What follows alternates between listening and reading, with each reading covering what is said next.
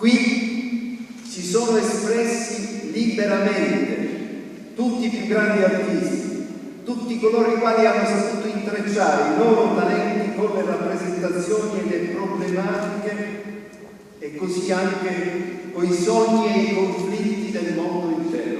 Il presidente della Biennale di Venezia, Pietrangelo Buttafuoco, abbassa i toni delle polemiche e richiama l'importanza di pace e libertà. Da 131 anni valori costitutivi della Biennale. Il ministro dei Beni Culturali Alessandro Giuri per questa volta ha preferito evitare di venire a Venezia alla presentazione dei lavori ultimati al padiglione centrale dei Giardini realizzati con i fondi del PNRR, inviando in laguna il vice capo di gabinetto Valerio Sarcone.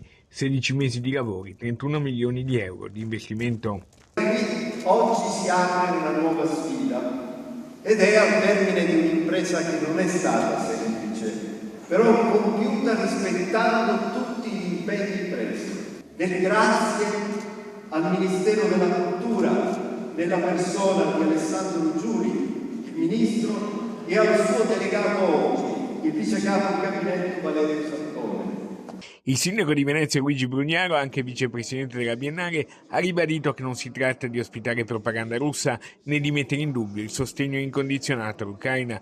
Buttafuoco, presentando i lavori, ha voluto accanto a sé i suoi predecessori Paolo Barata e Roberto Cicutto.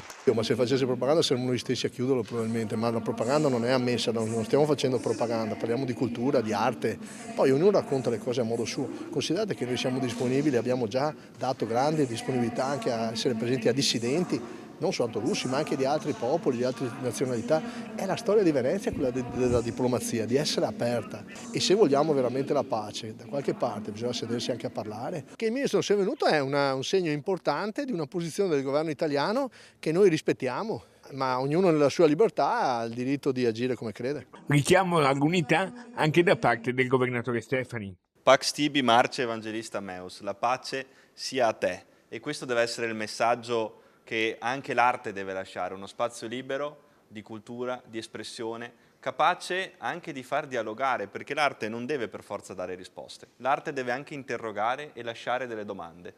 E credo che la fruizione di questa Biennale possa essere un'occasione non per scontrarsi, non per continuare a fare polemica, ma per dare occasioni di pace e di dialogo.